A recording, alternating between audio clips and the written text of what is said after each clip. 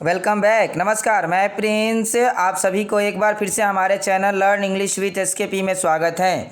My dear, आज की इस क्लास में हम क्लास 12th के 100 मार्क्स हिंदी के काव्य खंड के एक इम्पोर्टेंट चैप्टर तुमुल कोलाहल कलह में को पढ़ेंगे। जैसा कि आप स्क्रीन पर देख रहे हैं, तुमुल कोलाहल कलह में। इसके राइटर की अगर बात करें तो इसके राइटर जयशंकर प्रसाद हैं।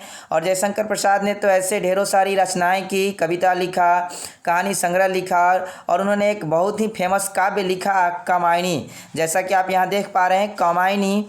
क्यों कामायनी की यहाँ चर्चा की जा रही है? क्योंकि कामायनी से ही इस कविता को लिया गया है तुमुल कोलाहल कलह में। ये एक प्रकार का गीत भी है जिसे कामायनी से लिया गया है। तो आइए सबसे पहले कामायनी को समझेंगे कि आखिर ये कामायनी है क्या और इसके किस चैप्टर से इस गीत को लिया गया है। तो शुरू करते हैं। शुरू करने से पहले अगर आप हमारे चैनल पे नए हैं और अभी तक आप हमारे चैनल को सब्सक्राइब नहीं किए हैं तो सब्सक्राइब कर ले, प्लस में बेल आइकन को भी प्रेस कर दे क्योंकि हमारा नोटिफिकेशन आपको सबसे पहले प्राप्त हो। वीडियो अच्छी लगे तो लाइक करना ना भूलें। सबसे पहले देखते हैं लेखक परिचय कि लेखक का क्या परिचय है। तो माय डियर, जयशंकर प्रसाद का जन्म 1889 को हुआ था और 1937 को इनकी मृत्यु हो गई। जन्म स्थान की बात करें तो वाराणसी उत्तर प्रदेश इनका जन्म स्थान रहा। पिता का नाम देवी प्रसाद साहू था। शिक्षा 8वीं तक इन्होंने ली, उसके बाद और वहीं तक संस्कृत, हिंदी, फारसी, उर्दू की शिक्षा घर पर ही इनकी हुई क्योंकि घर पर ही इनको पढ़ाने के लिए शिक्षकों को नियुक्त कर दिया गया था, है ना। अगर विशेषता की बात करें तो छायावाद की एक कवि है। माय डियर, छायावाद क्या है आई होप कि आप जानते होंगे। 10th क्लास में, 12th क्लास में भी आप जहाँ भी पढ़ते होंगे वहाँ बताया गया होगा। फिर भी मैं आपको बता दूं कि छायावाद हिंदी साहित्य के स्वर्ण युग के नाम से विख्यात है, जिसकी समय सीमा 1918 या 20 से लेकर के 1936 मानी जाती है। वैसे हिंदी साहित्य में कई सारे काल हैं: भारतेंदु युग, द्विवेदी युग, छायावाद, प्रयोगवाद, प्रगतिवाद, नकेनवाद, है ना। ऐसे कितनी सारे वाद हैं। तो आई होप कि अगर आप नहीं जानते हैं तो हमारे कमेंट सेक्शन में ज़रूर लिखें, मैं आपको बताने का प्रयास करूँगा। आइए आगे और कुछ बातों को देखते हैं।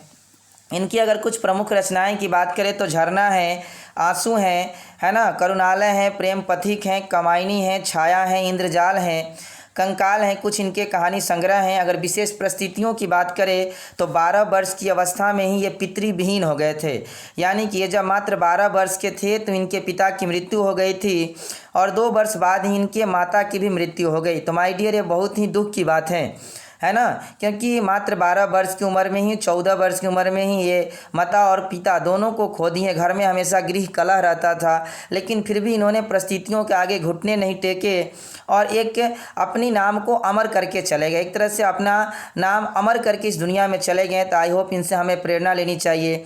इनकी कृतियों की बात करें तो 1909 1909 में इन्होंने इंदु को प्रकाशित किया था, जिसमें कविता, कहानी, नाटक आदि शामिल थे।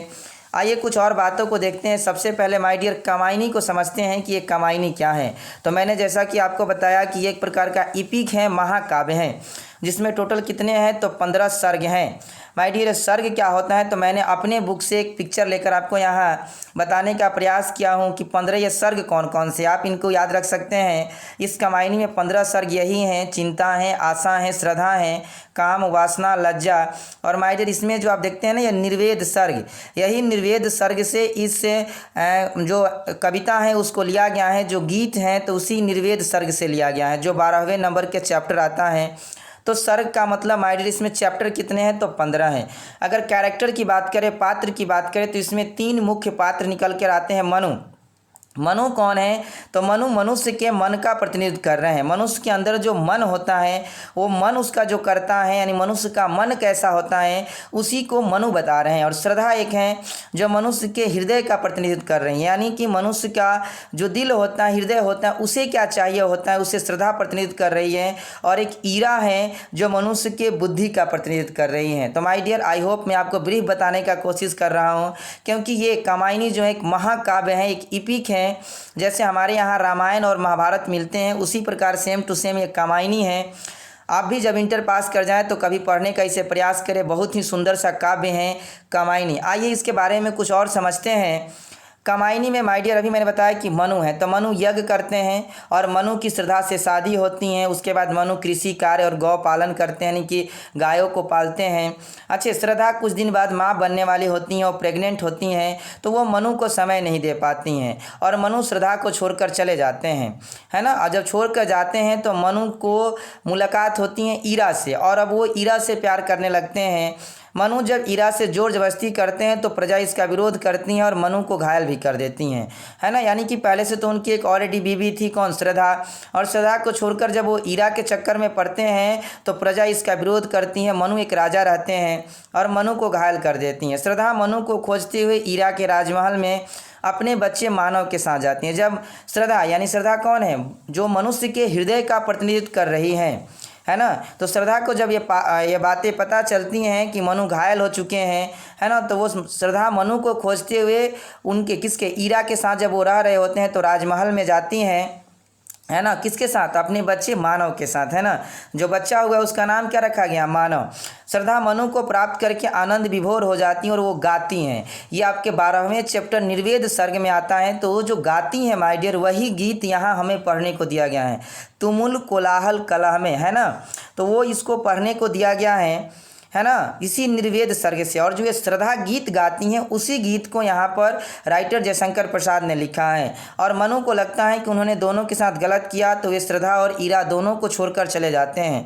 श्रद्धा अपने पुत्र को ईरा के पास छोड़कर मनु को खोजने निकल जाती हैं और फिर अंततः दोनों मिल जाते हैं। और इस तरह से इस काव्य की एंडिंग जो है एक हैप्पी एंडिंग है, दोनों में फिर मेल मिलाप हो जाता है, हैप्पी एंडिंग हो जाती है, यानी कि वो फिर अपने पहली पत्नी श्रद्धा के साथ रहने लगते हैं।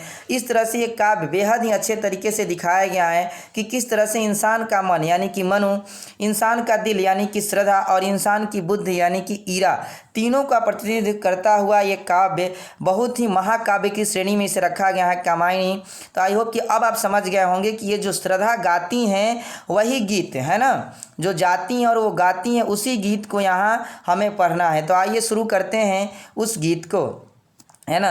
देखिए लिखते हैं जयशंकर प्रसाद की तुमुल कोलाहल कलह में मैं हृदय की बात रे मन, यानी कि श्रद्धा गाती हैं किस सर्ग में, निर्वेद सर्ग में। जैसा कि आप इसमें देखेंगे, हाँ, प्रस्तुत पंक्तियाँ छायावाद के प्रमुख कवि जयशंकर प्रसाद द्वारा रचित महाकाव्य कामायनी के निर्वेद सर्ग से ली गई हैं, जो 12वें नंबर पे हैं। आई होप कि आप यहाँ देख सकते हैं। एक बार मैं आपको फिर से दिखाना चाहूँगा, निर्वेद सर्ग, है ना, इसी निर्वेद सर्ग से लिया गया है इस गीत को। तो आई होप कि आप अच्छी तरह से अब समझ गए हैं, है ना। तो राइटर लिखते हैं और श्रद्धा गाती हैं, तुमुल कोलाहल कलह में मैं हृदय की बात रे मन, यानी कि हे मनु, इतने कोलाहल हुआ, इतना सब कुछ हुआ, झगड़ा हुआ, हो हल्ला हुआ, आप ईरा के प्यार में पड़े, ईरा के लिए हमको छोड़ दिए, लेकिन इतने कोलाहल भरे, है ना, इतने हो हल्ला में भी, इतने कलह में भी मैं किसकी बात करती हूँ, हृदय की बात करती हूँ। अतः हे मनु, मैं आपकी हृदय के समान हूँ, है ना जी। कोई व्यक्ति हृदय से, मतलब होता है ना, जैसे हमारा का हार्ट है, हृदय है, दिल है, वो एक सेकंड भी अगर नहीं धड़के तो हम जिंदा नहीं रह सकते हैं। तो वही कहती हैं कि मैं बुद्धि का प्रतिनिधित्व नहीं कर रहा हूँ, मैं हृदय की हूँ। हे मनु, मैं हृदय से आपको प्यार करती हूँ, हृदय से आपको चाहती हूँ। अतः चाहे कितना भी कोलाहल हो, कलह हो, उसमें भी मैं आप ही की हूँ। आई होप कि आप समझ रहे हैं। तो तमुल कोलाहल कलह में मैं हृदय की बात रे मन।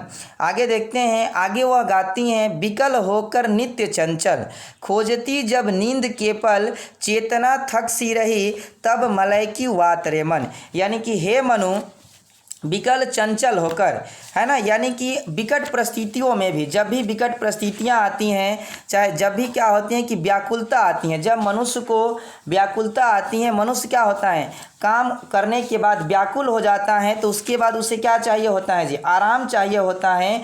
उस आराम में मैं क्या करती हूँ, हृदय की बात करती हूँ, मैं हृदय का प्रतिनिधित्व करती हूँ, है ना। और मलय की बात मतलब होता है हवा माय डियर, मलय की बात रे मन, यानी कि हे मनु, मैं उस मलय की बात के समान हूँ, उस मलय की हवा के समान हूँ, जो हर किसी को क्या कर देता है, हर किसी को विभोर कर देता है, शांति प्रदान करती हैं, है ना।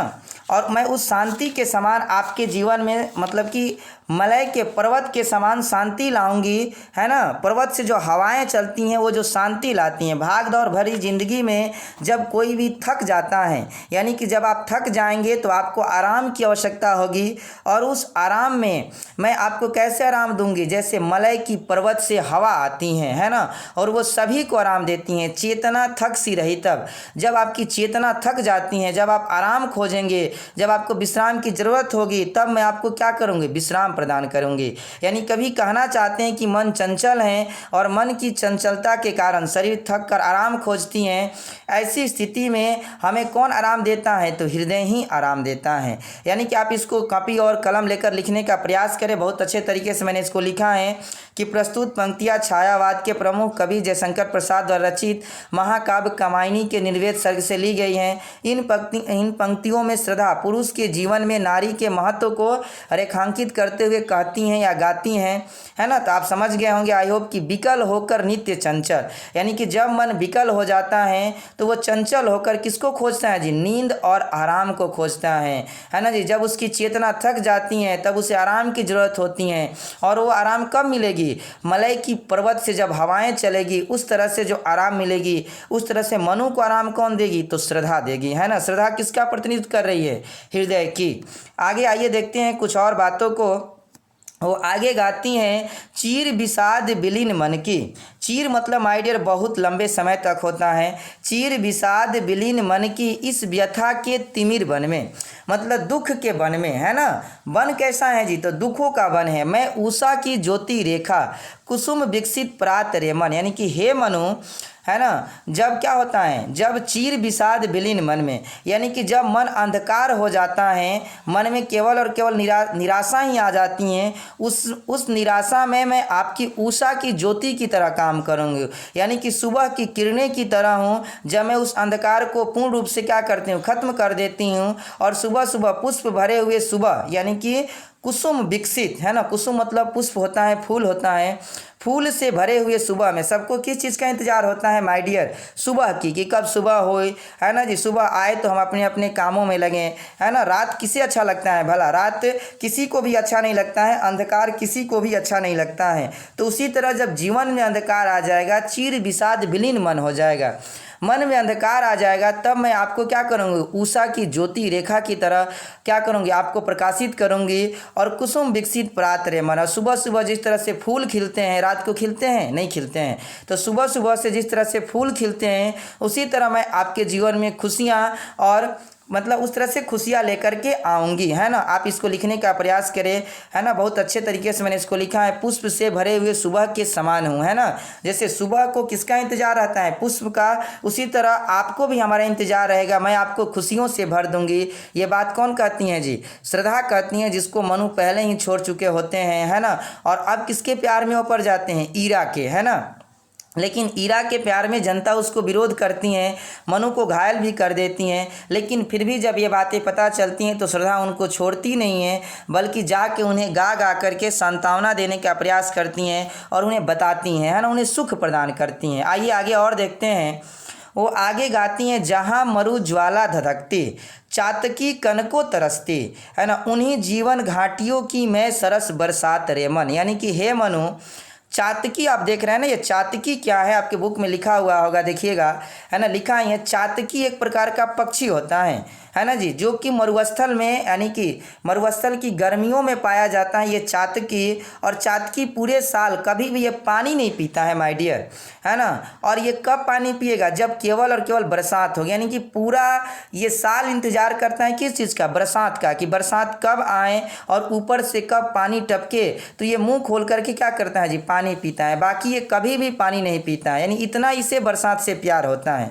तो वही उसी का उपमा देकर बताती हैं श्रद्धा कि जहाँ मरु ज्वाला धधकती, यानी कि हे मनु, उस धधकते हुए मरुस्थल में जहाँ केवल और केवल ज्वाला धधकती हैं, केवल और केवल गर्मी पड़ती हैं, फिर भी वहाँ जातकी किससे प्रेम करता है जी, बरसात से, और वो बरसात की बूंदों के लिए तरसते रहता है ना। उसी तरह मैं भी आपके लिए तरसती रहती हूँ, है ना। यानी कि कभी कहते हैं कि जब मानव जीवन कष्ट की अग्नि में मरुस्थल की तरह धधकता है तब उसे आनंद रूपी बारिश की आवश्यकता होती है। जिस तरह से बारिश को सबसे ज़्यादा कौन इंतजार करता है, तो जातकी इंतजार करता है। साल भर उसे इंतजार करता है कि कब बरसात आए और कब क्या हो, पानी ऊपर से गिरे कि मैं पानी पीकर क्या हो जाए, तृप्त हो जाऊं। यानी वो कभी भी नदी तालाब कुएं का पानी नहीं पी सकता है, चाहे वो मर ही क्यों न जाए, है ना। तो ये भी एक प्रकार का प्रेम है। इस प्रेम को दिखाना चाहते हैं जयशंकर प्रसाद की। आखिर जातकी को देखिए कितना प्रेम करता है बरसात से। उसी तरह श्रद्धा कहती हैं कि हे मनु, मैं आपसे प्रेम करती हूँ, आपके जीवन में मैं ज्वाला लाना चाहती हूँ, मतलब मैं आपके जीवन में क्या खुशियाँ लाना चाहती हूँ, सरस बरसात की तरह मैं हूँ। और जातकी को सुख प्रदान करती है, आनंद रूपी बारिश। जिस तरह से जातकी को सुख प्रदान करती हैं उसी तरह मैं आपको सुख प्रदान करूँगी, है ना। यानी कि मरुस्थल में आप देखते हैं ना कितनी गर्मी पड़ती है, उतनी गर्मी में भी जातकी क्या करता है,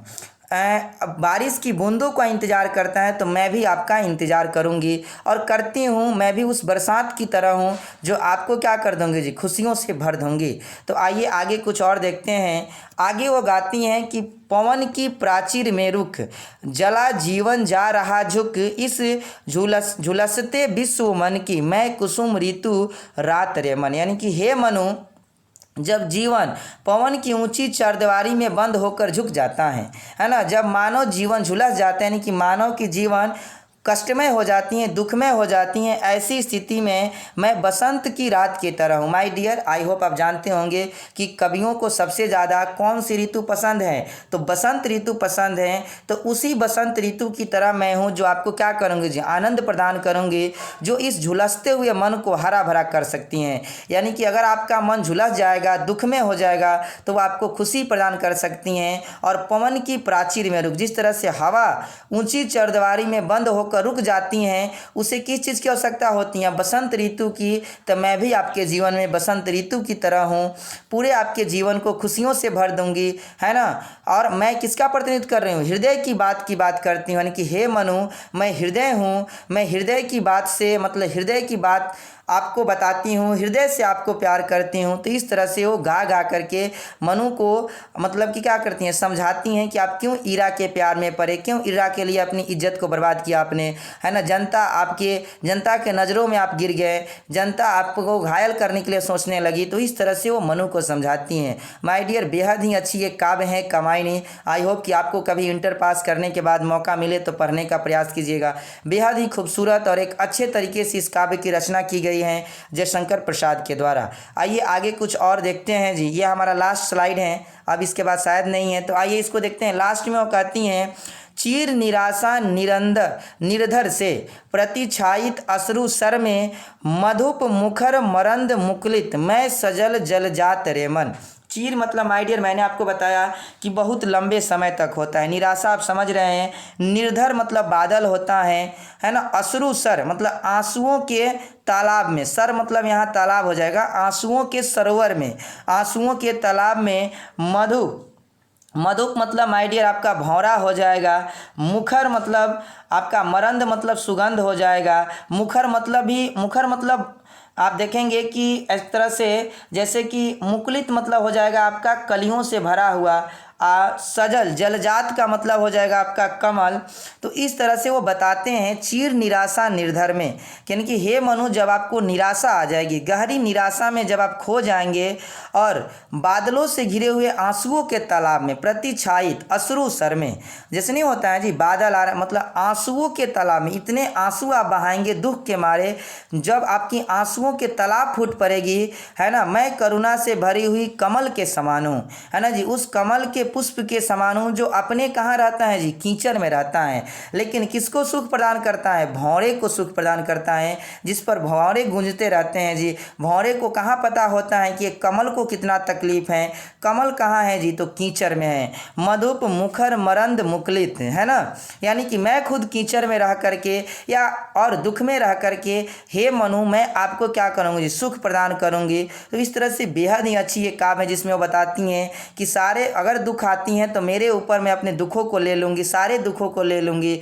और आपको हे मनु सुख प्रदान करूँगी। जिस तरह से कमल अपने कहाँ रहकर, कीचड़ में रह करके भौरे को सुख प्रदान करता है, भले ही उसे क्यों नहीं आंसुओं के तालाब में रहना पड़े, है ना जी, उसे हमेशा दुख सहना पड़े, लेकिन वो किसे सुख प्रदान करता है, तो भौरे को सुख प्रदान करते हैं। उसी तरह मैं उस कमल की तरह हूँ जो कीचड़ में रह करके भी आपको सुख प्रदान कर सकती हूँ, है ना जी, और करूँगी। तो इस तरह से माय डियर बहुत ही अच्छी काव्य हैं। आई होप कि आपको पूरी कविता समझ में आई होगी, पूरी गीत समझ में आई होगी। नहीं समझ में आई है तो फिर से एक बार वीडियो को देखने का प्रयास करें।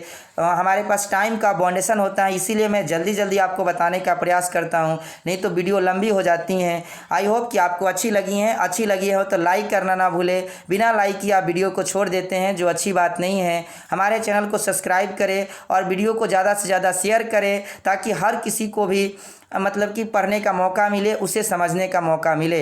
जो भी इंटरमीडिएट के छात्र हैं वो ज़्यादा से ज़्यादा इस वीडियो को शेयर करें और भी इधर उधर शेयर करने का प्रयास करें, क्योंकि हर एक एक इंटरमीडिएट के छात्र तक वीडियो पहुंचनी चाहिए, उसे इस पूरी कविता समझ में आनी चाहिए। हर किसी को पढ़ने का अधिकार है। तो माय डियर, आई होप आप हमारी बातों पर गौर करेंगे। Thanks for watching this video.